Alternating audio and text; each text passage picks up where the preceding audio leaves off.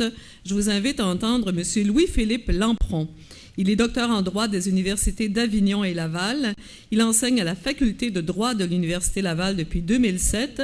Il y dirige les programmes de premier cycle depuis 2012. Au niveau de mon angle d'attaque, donc Mme Guénette l'a dit, je suis un spécialiste des droits et libertés de la personne, donc des chartes, non pas de la charte dont il est question, mais des chartes des droits et libertés de la personne. Et je me suis effectivement beaucoup intéressé à la portée de la liberté de conscience et de religion depuis avant la commission Bouchard-Taylor. Et donc, mon diagnostic, avant que le gouvernement arrive avec sa proposition de charte des valeurs, était qu'effectivement, le gouvernement avait toute légitimité à intervenir, même avait intérêt à intervenir de manière législative pour clarifier certaines choses qui, à mon avis, est à la source de la récurrence du débat, on va le dire comme ça, dans les médias, même devant l'Assemblée nationale, que sais-je encore. Ça revenait trop souvent et ça nous ramène à l'arrêt Multani, où ça a été vraiment la source de ces dérapages-là, de la, entre guillemets, vraiment d'immenses guillemets, les crises des accommodements raisonnables. Et donc, à mon avis, l'intervention législative aurait dû porter sur deux aspects. D'une part, on aurait dû essayer de s'attaquer vraiment à visage découvert, sans jeu de mots, à la perception parmi les décideurs de la sphère publique qu'il faut accommoder toutes les demandes fondées sur les convictions religieuses. Manifestement, depuis l'arrêt Multani, sans doute à cause des balises très larges, de la définition très large qu'on a donnée à la liberté de conscience et de religion en droit canadien, les décideurs de première ligne, que ce soit dans les commissions scolaires, les écoles, même les employeurs, avec la peur de la judiciarisation, il y avait manifestement un malaise et c'était repris par les médias encore et encore. Et ce malaise-là était à l'effet qu'effectivement, dès qu'il y avait une demande fondée sur une conviction religieuse, on avait l'impression, dans la communauté ou dans certains cercles, qu'il n'y avait pas de balise qui nous permettait de refuser. Donc, il fallait accommoder toutes les demandes de conviction religieuse, ce qui est évidemment faux. Mais quand même, qu'est-ce qu'on fait avec ce malaise-là? Peut-être que, considérant le fait que ça revenait dans l'actualité depuis 2007, là, il fallait une intervention législative sur cette question-là. Et la deuxième raison qui, à mon avis, justifiait une intervention législative, c'était surtout suite là, à la décision de la Cour d'appel du Québec par rapport à la prière du Saguenay, c'était de clarifier la question du patrimoine culturel et religieux, la question des signes patrimoniaux. Donc, qu'est-ce qui fait partie du patrimoine culturel et religieux du Québec? Qu'est-ce qui n'en fait pas partie? Est-ce que la prière du maire de Saguenay est un symbole patrimonial? Ou au contraire, est-ce que ce n'est pas une atteinte directe à la neutralité religieuse de l'État? Il me semblait que, considérant le fait qu'en ce moment, on remettait ça dans les mains des tribunaux, une intervention législative, ça aurait été intéressant pour vraiment qu'on règle la question une fois pour toutes et qu'on passe à autre chose. Alors, il me semblait que, en fonction de ces deux problème, on peut les nommer comme ça, pas de crise, mais quand même problème qui est à la source d'un problème récurrent, de débat récurrent, il était tout à fait légitime d'intervenir.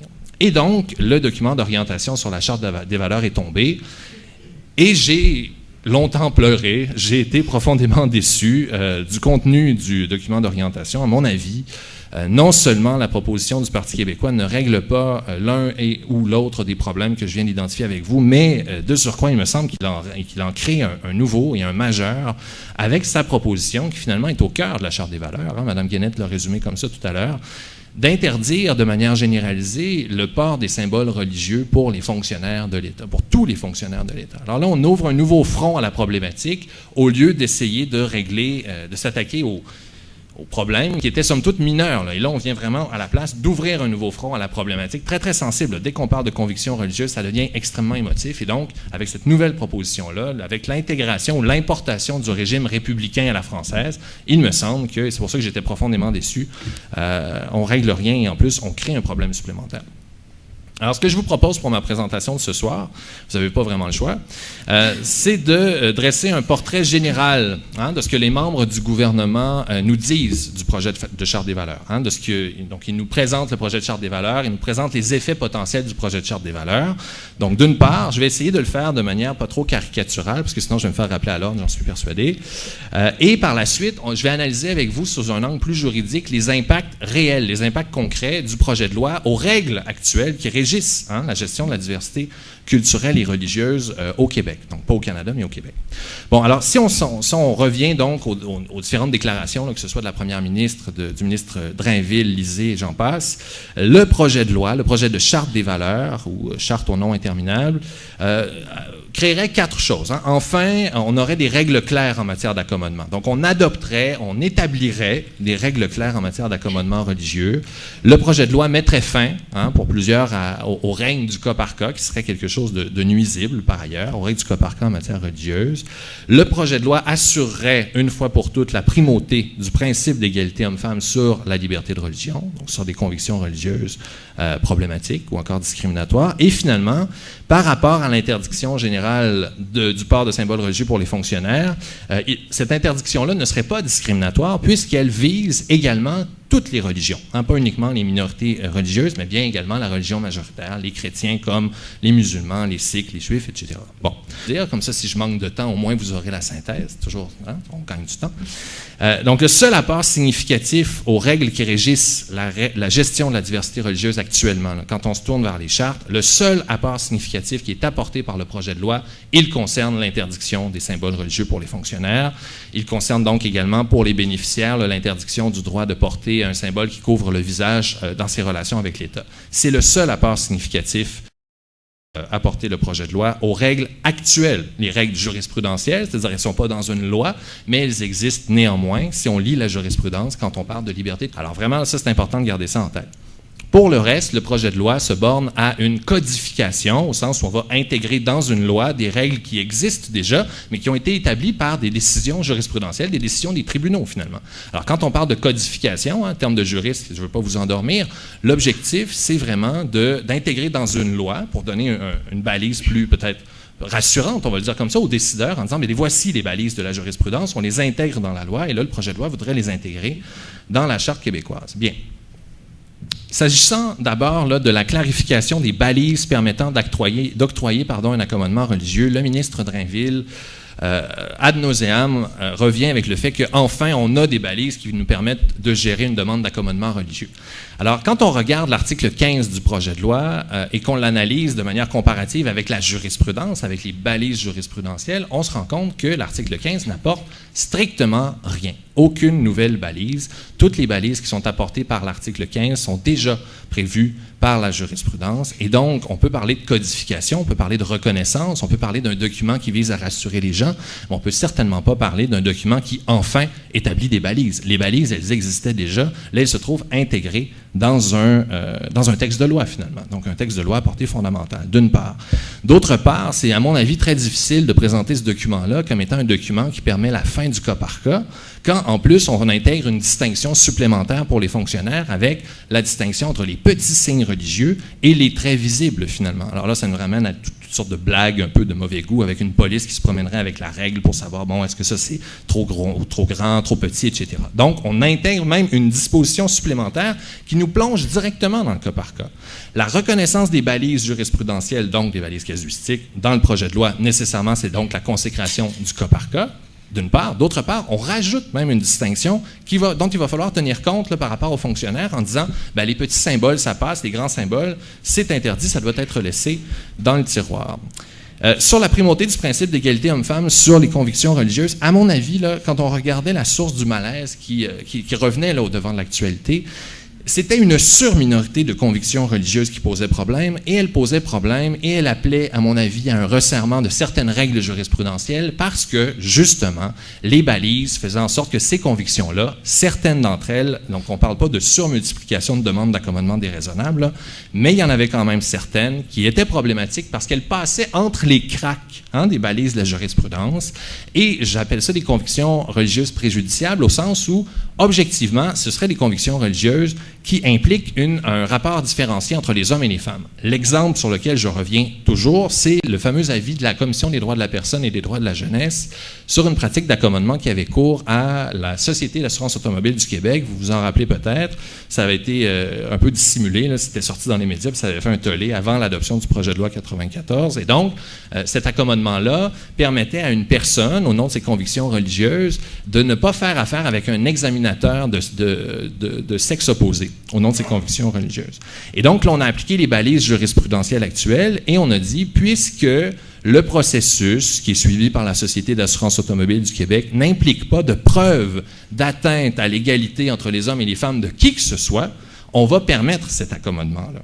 Alors, un des apports intéressants du projet, dans le document d'orientation, du projet de loi de la Charte des valeurs, c'était justement de dire, écoutez, on va établir une hiérarchie et on va dire clairement, haut et fort, que le principe d'égalité entre les hommes et les femmes, ça prime sur les convictions religieuses. Avec cette proposition-là, à mon avis, le gouvernement, même si ça aurait posé problème avec le principe de non-hiérarchie entre les droits fondamentaux, là, mais ça c'est un peu une marotte de juriste, donc en établissant le principe de la primauté du principe d'égalité homme-femme sur les convictions religieuses, il venait permettre à des décideurs, comme à la Société d'assurance automobile du Québec, si elle était saisie d'un litige similaire à celle qui a donné lieu à la vie, de dire non, ça malheureusement, cette conviction religieuse-là, elle mérite une protection moins importante en droit canadien et on ne l'accommode pas parce que le principe d'égalité entre les hommes et les femmes prime dans ce contexte-là.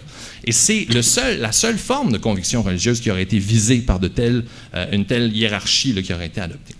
Alors, surprise, parce que c'était quand même un point positif que je voulais amener au projet de Charte des valeurs, je prends connaissance du projet de loi cette semaine et je me rends compte que c'est plus là. Alors, dans les balises, maintenant, c'est une codification pure et simple. Il n'y a même plus cette nouveauté-là. Il n'y a même plus l'établissement qui était présent dans le document d'orientation qui disait que le principe d'égalité homme-femme prime sur les convictions religieuses. Maintenant, on revient à la balise qui est déjà acceptée en jurisprudence. Il faut démontrer, donc, l'existence d'une preuve d'atteinte à l'égalité aux hommes et les femmes de quelqu'un pour refuser une demande d'accommodement. Alors, je ne sais pas pourquoi, puis c'est passé complètement off, personne n'en a parlé, et on continue de dire qu'enfin, c'est un document qui affirme la primauté du principe de l'égalité entre les hommes et les femmes. Alors, qu'est-ce qu'il faut? Puisque, si jamais la Commission des droits de la personne recevait le même litige, bien, elle rendrait exactement la même décision en fonction des mêmes balises, qui sont les balises qui sont codifiées dans le projet de loi. Donc, dernier élément, sur l'interdiction généralisée du port des symboles religieux pour les fonctionnaires de l'État, et évidemment, on affirme encore et encore que c'est pour assurer l'apparence de neutralité religieuse de l'État. Bien, écoutez, deux choses là-dessus, puis ensuite, peut-être, je sais que Jocelyn McClure a travaillé de manière plus poussée sur le concept de laïcité, donc peut-être qu'il va vous en entretenir. Mais deux choses quand même à dire. Sur l'État, on dit souvent que la neutralité religieuse de l'État n'a pas d'existence en droit canadien, c'est faux. En droit constitutionnel canadien, ça a été reconnu très clairement depuis le premier arrêt qui a été rendu en vertu de la Charte canadienne comme étant une obligation pour l'État qui découle de la constitutionnalisation de la liberté de conscience et de religion. Grosso modo, l'État, comme on a constitutionnalisé la liberté de conscience et de religion, doit faire preuve, pour respecter la liberté de conscience et de religion, de neutralité religieuse. Et donc, le principe constitutionnel de neutralité religieuse de l'État, il existe, mais il est actuellement limité en droit canadien aux institutions, donc, par exemple, l'adoption d'un règlement, ou aux fonctionnaires qui posent des actes de puissance publique. Donc, pas aux fonctionnaires qui répondent à l'accueil, mais par exemple, qui adoptent un acte contraignant pour tous les bénéficiaires de services publics. Alors ça, c'est la règle actuelle qui régit le système de neutralité religieuse de l'État en droit canadien, et ça existe déjà. Maintenant, sur le fait que ce ne serait pas une mesure discriminatoire, puisque ça vise également toutes les religions, écoutez, ça c'est un choc direct avec la conception, on va dire, réaliste de l'égalité ou la conception d'égalité réelle, selon laquelle la discrimination en fonction d'effets préjudiciables, c'est interdit en vertu des chartes des droits et libertés de la personne, et ça, c'est une conception qui est largement répandue et acceptée, notamment en droit international des droits de la personne. Alors, qu'est-ce qu'on entend par discrimination par effet préjudiciable? Écoutez, à la base, là, quand on regarde le groupe des fonctionnaires qui va être visé par cette mesure-là, on a deux groupes. On a le groupe majoritaire, chrétien, agnostique, athée, qui n'a aucun effort à faire pour se conformer à cette interdiction-là. Aucun effort, puisque, en vertu de ses convictions religieuses ou de ses non-convictions, il n'emporte pas de symbole religieux. On a beau revenir sur l'exemple de la commission Stasi là, en disant là, que ça vise autant la kippa que le hijab, que le port de grandes croix, mais j'aimerais qu'on m'en montre là, des gens qui portent des grandes croix. Et donc, la question, c'est vraiment de dire, c'est une interdiction qui ne vise que les membres des minorités religieuses, exclusivement. Et pour cette raison-là, on ne peut pas dire que ce n'est pas discriminatoire. C'est clairement discriminatoire, c'est clairement une atteinte au droit à l'égalité des membres de ces minorités religieuses-là qui, en vertu de leurs convictions individuelles, doivent porter des symboles religieux pour se conformer à leur foi. Et maintenant, la question, nécessairement, ça va se passer à l'étape de la justification. Est-ce que l'État québécois a des motifs raisonnables de porter atteinte de manière aussi directe, on va le dire comme ça, au droit à l'égalité des fonctionnaires, j'allais dire des fonctionnaires et des fonctionnaires mais il y a déjà un dans fonctionnaire, des femmes et des hommes, donc, qui travaillent pour l'État. Et à mon avis, ça va être très difficile quand on regarde le courant jurisprudentiel actuel de convaincre, notamment, parce que ça s'en va directement à la Cour suprême du Canada, ce projet de loi-là, si jamais ça devait être adopté. Et ça va être très difficile, à mon avis, de convaincre un banc de juges, que ce soit la Cour d'appel qui doit appliquer donc le courant jurisprudentiel de la Cour suprême, que c'est compatible avec la Charte canadienne des droits et libertés. Alors, pour conclure, oui. Exactement.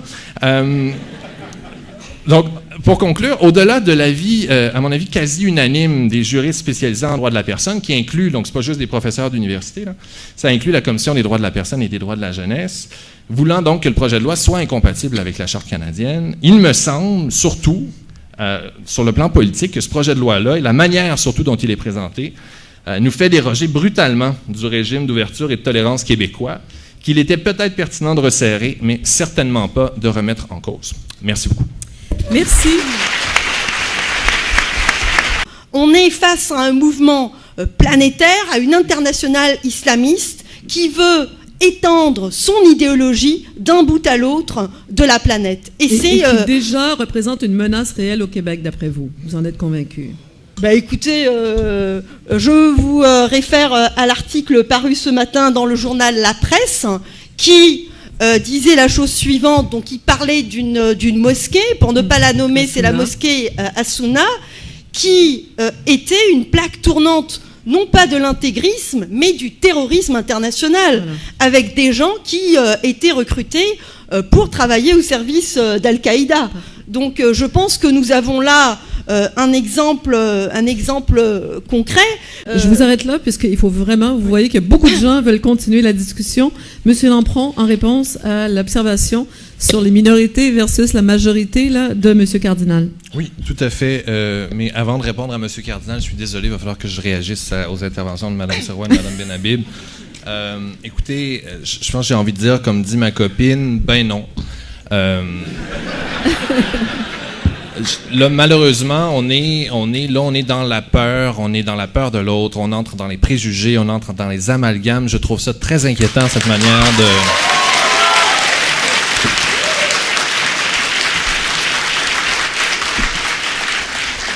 Je trouvais le débat beaucoup plus rassurant et intéressant si on parlait de la possibilité, là on va répondre un peu à M. Cardinal, la possibilité pour le Québec de déterminer un régime de gestion de la diversité religieuse qui lui est propre, qui serait distinct du multiculturalisme à la canadienne. Oui. Écoutez, moi l'Assemblée nationale, effectivement, je pense qu'elle a toute la légitimité d'intervenir. Alors je suis un juriste, mais je ne suis pas un pro-gouvernement par les chartes nécessairement. L'Assemblée nationale, effectivement, a toute légitimité pour intervenir là-dessus, mais vraiment... En invoquant, par exemple, les droits collectifs. Les droits collectifs ou encore... Comme on l'a fait pour la loi 101. Il y a tout à fait même la possibilité de déroger à la Charte canadienne des droits et libertés si le régime multiculturel ne nous convient pas et qu'on veut établir un régime interculturel. C'est-à-dire, la proposition de Bouchard-Taylor, elle était modérée. On dit, écoutez, le multiculturalisme à la canadienne ne nous convient pas. On se tourne vers l'article 33 de la Charte canadienne, on déroge à la Charte canadienne et on adopte un régime à la québécoise. La question en ce moment, c'est que dans les amalgames qui ont été présentés, moi j'ai peur que les amalgames de Mme Sirois soient les pires. Parce que le problème, c'est qu'on fait un amalgame entre des situations qui sont dramatiques